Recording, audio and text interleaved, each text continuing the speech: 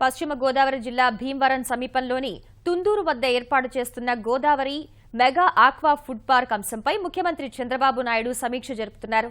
CM నివాసంలో సమాచార శాఖ మంత్రి పల్లె రఘునాథరెడ్డి, పశ్చిమ గోదావరి జిల్లా కలెక్టర్ భాస్కర్, భీమవరం, నర్సాపురం ఎమ్మెల్యేలు రామాంజనేయులు, రామానాయుడు తదితరులు ఈ సమావేశంలో పాల్గొన్నారు. మెగా ఆక్వా పార్కు వల్ల తమ ప్రాంతంలోని నీటి వనరులు కలుషితమవుతాయని, మత్స్యకారులకు నష్టం వాటిల్లుతుందంటూ తుందూరు సమీప గ్రామాల ప్రజలు కొంతకాలంగా ఆందోళన చేస్తున్నారు. గ్రామాల్లో 144 సెక్షన్ విధింపు, నిరసనకారులపై పోలీసులు కేసు నమోదు వంటి చర్యలు స్థానికంగా ఉద్రిక్తతలను రేకెత్తిస్తున్నాయి. నిన్న హైదరాబాద్లో జనసేన అధ్యక్షుడు పవన్ కళ్యాణ్ను మెగా ఫుడ్ పార్క్ గ్రామాల రైతులు కలిసి తమ గోడును వినిపించారు.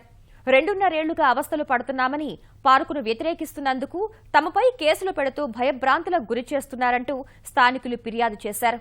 ఈ ఏడాది జనవరిలో వామపక్షాలు, పౌర హక్కుల సంఘాలు భారీ ఎత్తున ఆందోళన చేపట్టాయని, ఆ సమయంలో లాఠీచార్జ్ కూడా జరిగిందని పవన్ దృష్టికి తీసుకొచ్చారు.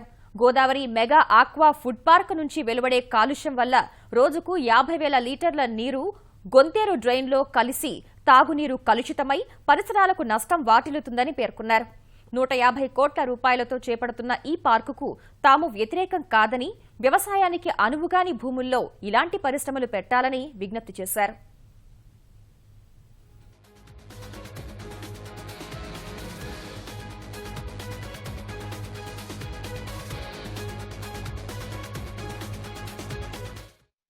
మరో నందిగ్రామ్గా ఫుడ్ పార్క్ గ్రామాలను మార్చవద్దని ప్రభుత్వానికి పవన్ కళ్యాణ్ నిన్న ప్రభుత్వానికి విజ్ఞప్తి చేశారు.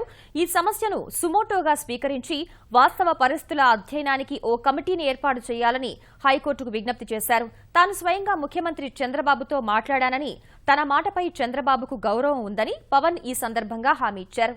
గంగానది ప్రక్షాళనకు ప్రధాని మోదీ ప్రయత్నిస్తుంటే ఆ పార్టీకి చెందిన ప్రతినిధులు గోదావరి నదిని కాలుష్య కాసారంగా మార్చేందుకు చేపట్టే చర్యలు సరికాదని పవన్ వ్యాఖ్యానించడం, ఈ నెల 19న ప్రతిపక్ష నేత Jaganmohan Reddy aqua food park ప్రాంతంలో పర్యటించనుండటంతో సీఎం సమీక్షకు ప్రాధాన్యం ఏర్పడింది. గ్రామాల్లో ఏం జరుగుతుంది, గ్రామస్తుల్లో వ్యక్తమవుతున్న భయాందోళనలకు కారణమేంటి, ఎవరెవరిపై పోలీసులు కేసు నమోదు చేశారు, వాస్తవ పరిస్థితులేంటి తదితర అంశాలపై ముఖ్యమంత్రి ప్రజాప్రతినిధులు, అధికారులతో చర్చిస్తున్నట్లు సమాచారం. సీఎం సమావేశంలో ఎలాంటి నిర్ణయం తీసుకుంటారు అనేది చర్చనీయాంశంగా మారింది.